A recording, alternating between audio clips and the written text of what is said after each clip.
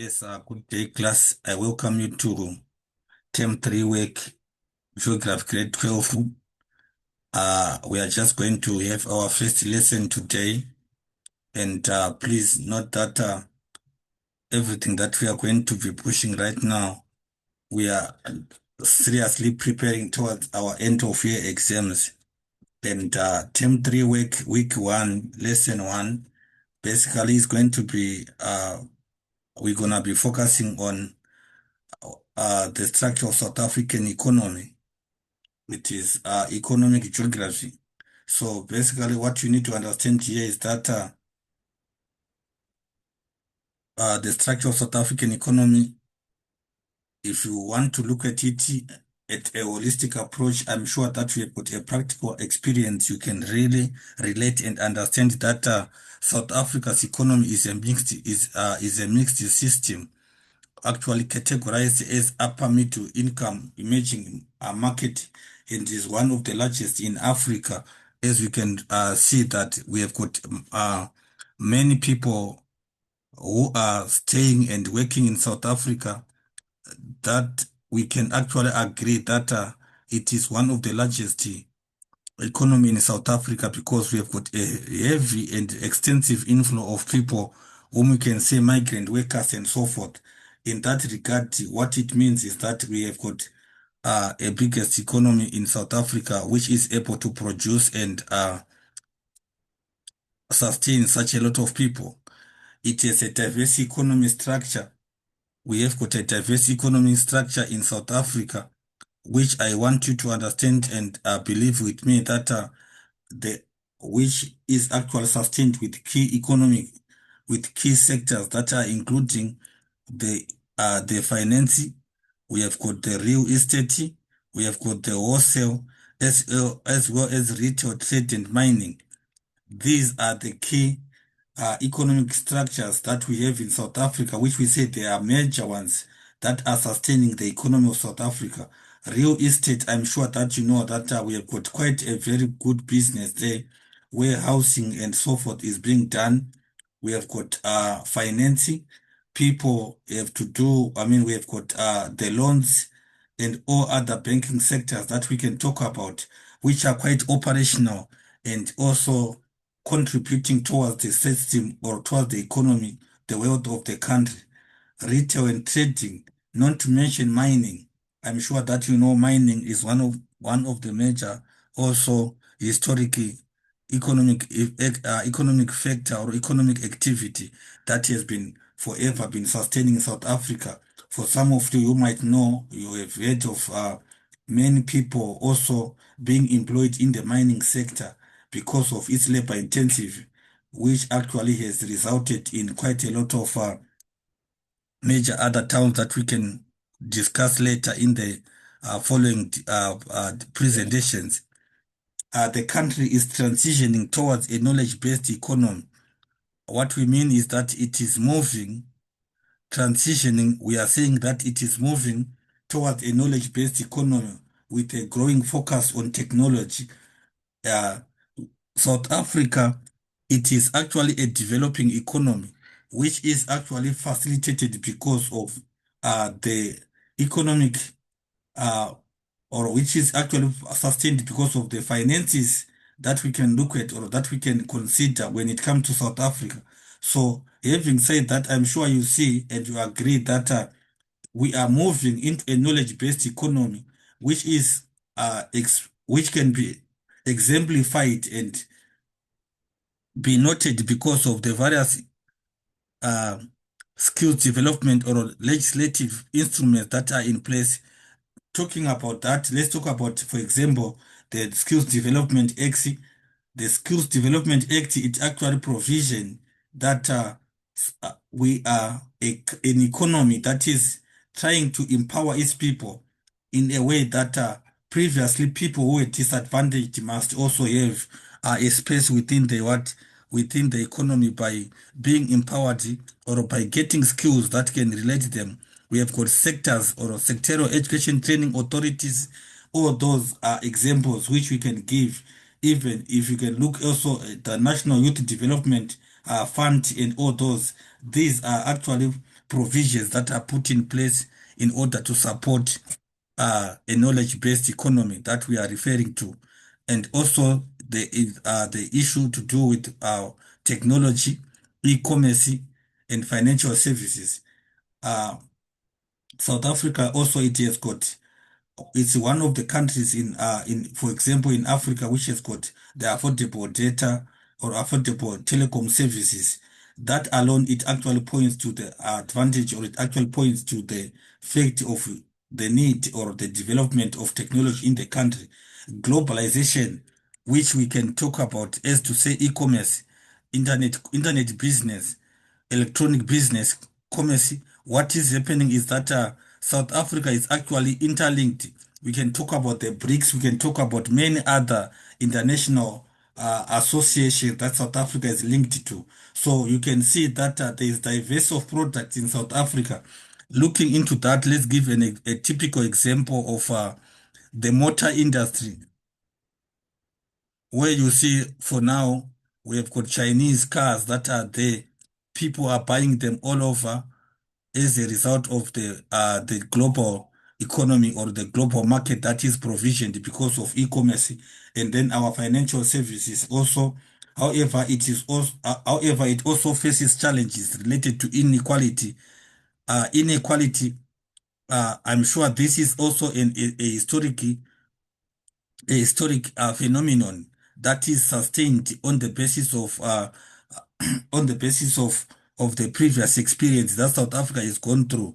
So what we are saying is that we have also a second economy of which that is called what, an informal activity or informal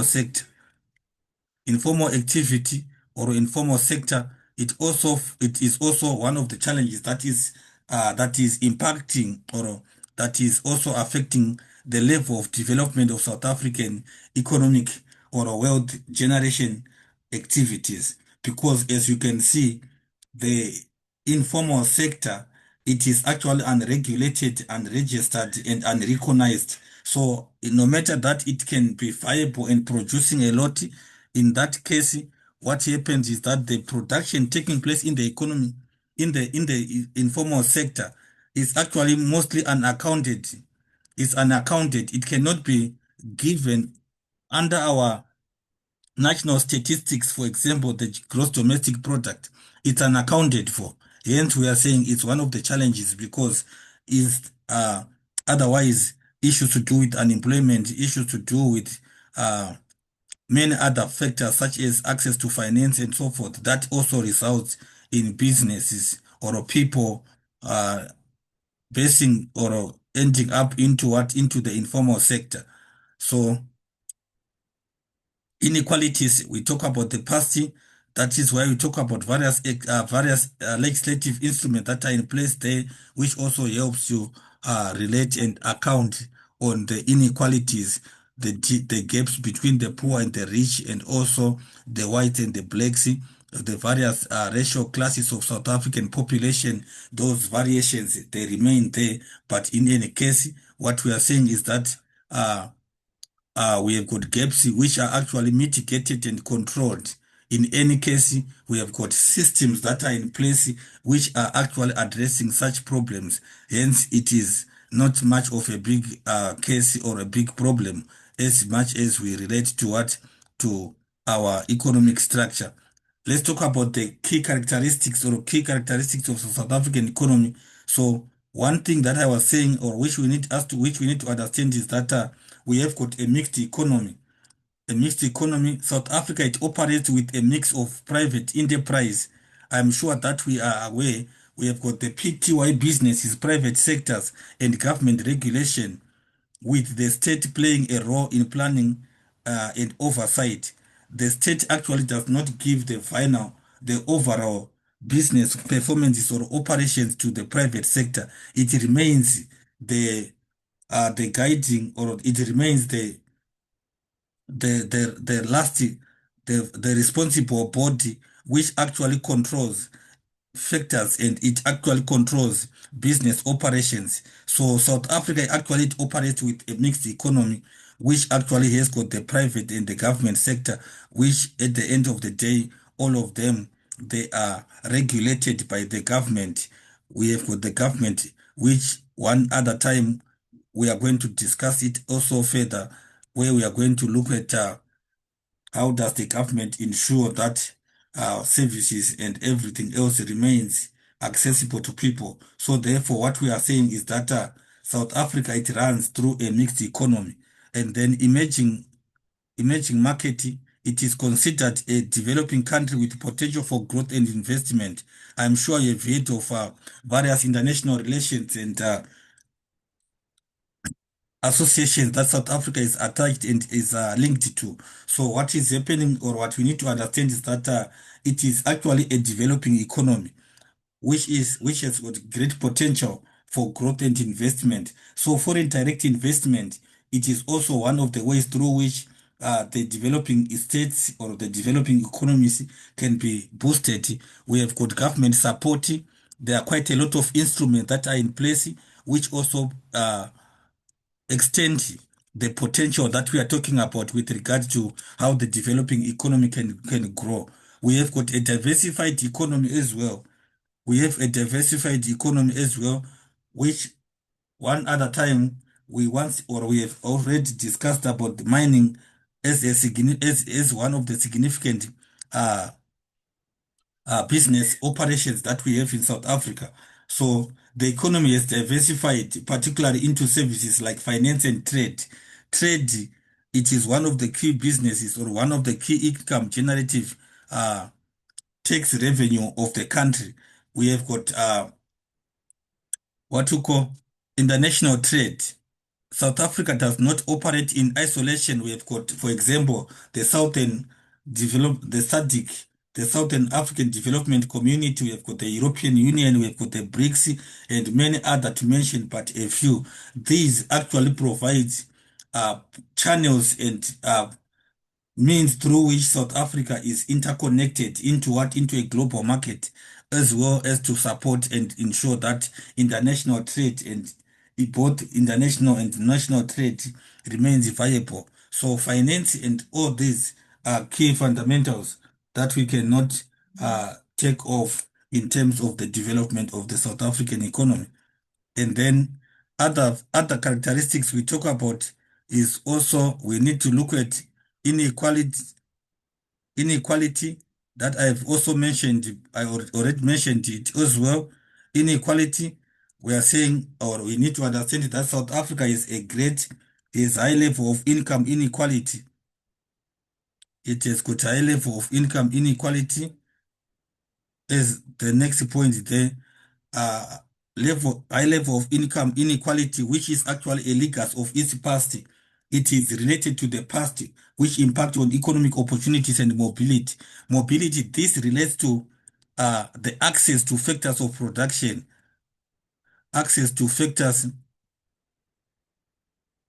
of production.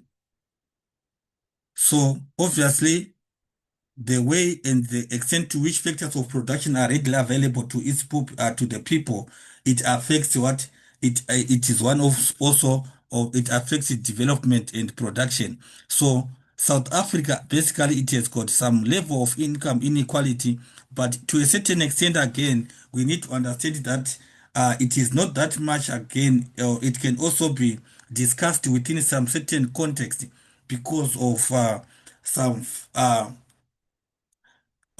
some national legislative instruments that are in place. We have got BEE, we have got Employment Equity Act, we have got government grants and government support, all those SASAs and other housing projects. They are done in order to mitigate and draw the line, or reduce this effect of income inequality. People in South Africa, or South African population, it actually has got it actually tries to survive by various government support. We have got also income, even the way the taxing system operates, it also tries to ensure that income or access to wealth and the economy factors of production remains also equally equitable or equally accessible to all the people. We have got the second economy. Second economy, there is a significant informal sector that I mentioned before again. The second economy, informal sector, often referred to as the second economy. It is second economy in the sense that also, like I say, that it is unaccounted, which represents both challenges and opportunities. This also remains also a big chapter to be discussed more as we go forward because informal sector, it has got many challenges and also opportunities that it comes with, which can also not be just be overwritten or overridden. So what is happening is that the second economy, it provides opportunities such as employment, skills development, improvement of the standards of living of people, and also challenges which also can be quite a lot, which relates to maybe deterioration and damaging of national infrastructure. It talks of the loss of income, which is either through taxing people who are operating there are not taxed. We also have many other criminality activities that arises in the informal sector, which all those can be given as challenges. But just to mention a few of them. We have got dependence on exports. South Africa is heavily reliant on export of natural resources like minerals. Dependence on exports. It as a country, it is heavily reliant on exports of natural resources. We have got minerals such as we can talk about gold and we can talk about gold mostly, particularly gold and platinum as well as diamonds. These we are seeing various minerals that are exported in South Africa. And for our own understanding, we need to note again that these minerals mostly are semi-processed or unprocessed. Hence, it becomes also a challenge in terms of the economic viability or in terms of the final net turnover of income that can be generated from what from the mining sector. Transitioning to knowledge-based economy, I mentioned this one. The country is actively working to develop its technological and knowledge-based industries to say that it's now trying to move from primary to more of secondary and tertiary sector. The economy of South Africa is not totally dependent on the primary because we have got a support that is available from government, which is available from the private sector, which tries to bring to the people ways through which it can't or ways through which people of South Africa or the population can be able to be empowered to become a knowledge based other than just a primary focused extraction labor intensive industry. You understand? So we have got regional, it is also a regional powerhouse. These are all characteristics of South African economy. Regional powerhouse, regional is to say we are talking about the SADC, the SADC bloc that we have been talking about, the Southern African Development Community, which I was talking about to say is a major player. It actually sustains many countries. It has actually sustained in terms of, uh, we can give examples in terms of trade, we can give in terms of employment opportunities, as well as even education. We have got people coming from various parts of of Southern Africa who are coming for education, who are also coming for any other trainings that they are to do in order for them to become uh, empowered in various industrial areas. So it is actually a regional powerhouse in terms of how these business operations are running. So we are saying amongst these characteristics, I'm sure that we can see that our economy is actually South Africa it has got these major characteristics as uh, key with regards to the economy of South Africa. And I want us to understand and relate very well to them. So please understand and note that these do not only end here, but we can further explain them as we go to the next uh, detailed presentations. In major business sectors of South African economy, major business sectors of South African economy. I said this is an introduction to economic geography and also South African economy as a whole. So I said that mining, it is actually historically significant and is still a major industry contributing to our what? Our gross domestic product. Gross domestic uh, we are talking about the total production that South Africa has managed to produce within its region, within its borders over a period of a year. So in South Africa, most of the income or much production is taking place in what? In mining. And again, it is also contributing to a large extent in terms of export market. Minerals are being sold. We have identified, for example, in the previous, in at the beginning there, gold, diamond, and platinum are some types of minerals that are sold across the country. And then we are saying they are also contributing towards the tax revenue or towards the income of the country. Finance and business services, which is growing rapidly, contributing significantly to GDP and employment also. I talked about that to say we have got various finance businesses, micro and macro finances, which we have, and also importantly, most importantly, they are contributing to employment, which at the end of the day would improve the standards of living of people. We have got trade, wholesale and retail trade are important, driven by consumer spending. Consumer spending is, like I said in the beginning again, that South Africa is a developing economy or is an emerging economy. So for that reason again, the South African population, we are to understand that we still have a more to a better viable economy that gives the people of South Africa, which gives us money, which gives us more spending power, which remains or which it tries to ensure that the South African economy is sustained through viable trade. So consumer spending is actually high in South Africa, which tries to sustain trading. Manufacturing again is the next point there, which of course, while declining, is still a notable sector, though facing some challenges. We are talking about challenges, for example, we can give e.g., we talk about power supply, power, power supply. As for example, in South Africa, we have got problems of load shedding, power cuts, which are challenges that are affecting manufacturing. We are talking about also sometimes exchange rate, which is also affecting the current against the international market or international financial markets, which at the end of the day might as well affect manufacturing within the country. We have got agriculture, which contributes to GDP, provides employment with a diverse range of crops and livestock.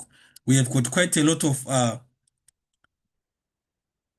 beef production in South Africa also, which we can look at as a big advantage, helping in terms of creation of employment and also in the sense of gross domestic product. So agriculture, it employs quite a lot of people. It is a primary sector business.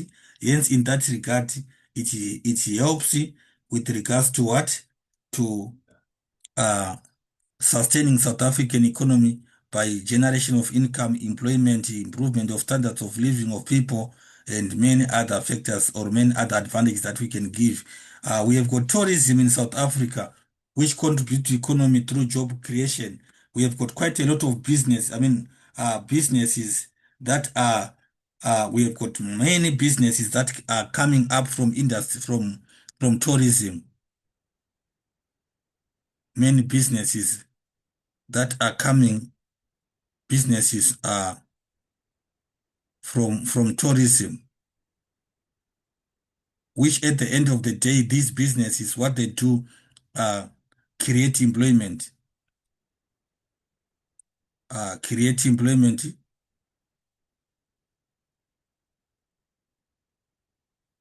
to our people. So what we are saying is tourism, it remains a bigger sector, or a bigger viable economic sector also, which we can see many businesses. We have got transport, we have got insurance, we have got hospitality as what is it, accommodation and so forth, real estate. All those are kind of businesses that are linked and connected to tourism, which at the end of the day are all providing good opportunities for people to work and to improve themselves. Challenges in South African economy: we have got high unemployment, especially among youth, is a major concern. Of recent, I'm sure you have heard of South African, what is it, South African employment stats, or from the states South Africa. Unemployment, it becomes a major challenge. Hence, we are saying there is quite a high number of people who are unemployed. So challenges: we have got unemployment, which is one of our main challenges. Again, inequality. We talked about the gap between the poor and the rich, which is a major obstacle in terms of inclusivity or inclusive growth again. And then we talk about dependence on mining. Uh, Over reliance on mining exposes the economy to price fluctuations and global market risks. This is because of heavy dependence on exportation exportation of minerals that we once talked about there. Exportation of minerals. The exportation of minerals also, it is quite another challenge there, which exposes the country to price fluctuations and global market risks again. And then these can also be linked to terms like the exchange rates and so forth, which at the end of the day will affect or impact on our economy as a whole. Infrastructure deficiencies. We have got shortages in energy and other infrastructure that hinder economic activities. Shortages or inadequate infrastructure development. This has to do with, for example, in terms of energy, like we mentioned before, energy remains a major challenge again in South Africa. So therefore, we need to understand that energy is one of the main challenges also in terms of the infrastructure. Of course, we have got good transport network, such as our roads, our various modes of transport are quite to a standard, and then they also continuously support and provide uh, the capacity of the economy to keep on producing better. Global economic fluctuations, like we said, it's one of the major economy in terms, or one of the backbone of SADC. So South Africa's economy is vulnerable to global economic downturns and commodity price volatility, which we are saying the changes in international markets are greatly affecting South Africa also to a certain extent, which results in global recession, global economic challenges. So therefore, we need to understand that these are some of the challenges, amongst others, that also impact on South African economy. Therefore, just need to take note of them. Uh, let's look into South African economic sectors. South African's economy is typically divided into four sectors. We have got typically four sectors here, which I want you to take note of. We have got the primary sector, we have got the secondary sector, we have got the tertiary and the quaternary sector. These are the four major economic sectors that we have in South Africa. They are the four major economic sectors that we have, which is primary, secondary, tertiary, and quaternary. Let's just look at them one by one and then quickly give examples and explain what is happening on each. We are saying primary sector. The primary sector, it focused on extraction of raw materials like agriculture and mining. It is actually focusing on extraction of raw materials. Primary sector, it focuses on raw materials like agriculture, mining. We can talk about forestry. All those are examples of primary sector businesses. So this sector actually is responsible for extracting raw materials from the earth. Examples include agriculture, extracting raw materials from the earth. Extraction industries is what is a primary sector. So we have got farming, we have got fishing, we have got forestry. These are examples. Mining, extracting minerals and resources like gold and diamonds, coal are also under this, as to say that they are what? They are under the primary sector, which we are saying extraction industries.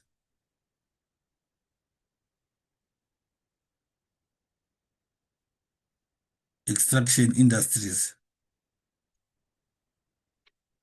are all under the primary sector. So those examples that we have given there, they are quite good examples there. And then the secondary sector, it actually processes raw materials.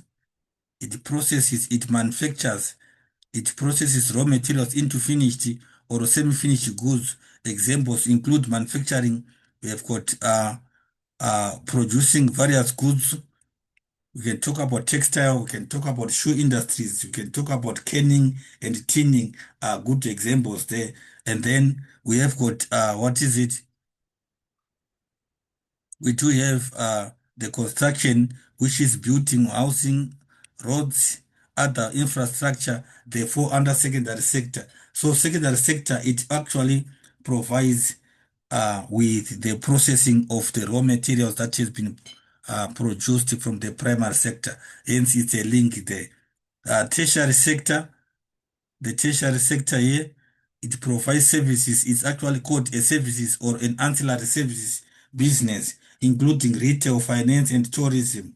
Retail, it has to do with selling goods in stores.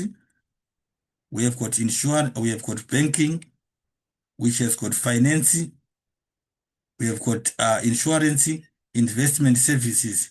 All these, we are saying they are under what services industry. You can say services industry is the what is the tertiary sector, is the service industry. We are saying ancillary services in other words.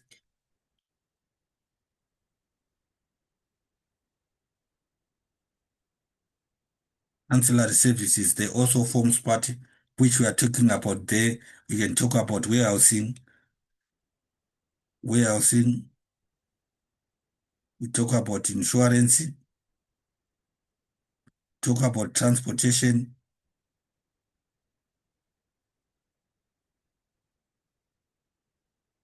we talk about insurance and all other examples that are given here, tourism and so forth, they form part of this. So the tertiary sector, it is actually a white collar job. It's a white collar industry which mostly focuses on services provision, medical services and all other things. They fall under the banking.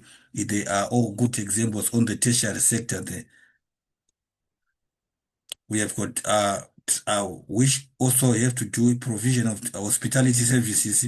They are under the tertiary healthcare clinics and medical professionals. They are also under what? Under the services, education, schools, universities, and other educational institutions, entertainment, movie theaters, concert and sporting events.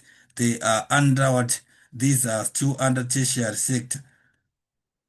They are still under tertiary sector activities or services. All of these, they still fall under the tertiary sector activities. And then, last but not least, is the what is the quaternary, which is number 4. The quaternary, it actually called a specialized service, encompasses knowledge-based activities like research. It has got examples such as research, development, and information technology. So this sector focuses on knowledge-based activities and advanced services. We are saying specialized or advanced services. Specialized, specialized or advanced services are examples of this. So what happens that we have got information technology, developing software, providing IT support, managing data, data management. All these are good examples of what quaternary services that we say knowledge-based. Research and development, conducting scientific research and developing new technologies. They also have to surface as good examples in that regard. Consulting, provide expert advice to businesses and organizations. Consult services, consultation, or consultants, businesses, they are good examples of what of quaternary services there. Education, which is advanced specialized training and higher education. So in this regard class, I want you to understand that South African economy is diverse, with tertiary sector being the largest, followed by the secondary sector and primary sector. And then the quaternary sector is growing in importance, reflecting South Africa's evolving economy. That what we say is that it marks and it provides an understanding towards an emerging economy, which is sustained because of the quaternary that we gave as examples of what specialized research and development functions, consultations, consultancy, as well as information technology that are there. So the Free State Province, for example, has identified agriculture, mining, we have got manufacturing, transport, and tourism as key sectors of for economy, for growth and development. So we shall look into provincial development or provincial economic services. Therefore, we'll be able to understand to say what is sustaining each region or each province as we go forward. So thank you very much for your time, and don't forget to subscribe, like, share and keep connected. Turn on your notification button, not so therefore you won't lose and miss any other uh, videos and lessons to come. Thank you very much and all the best. Have a beautiful stay.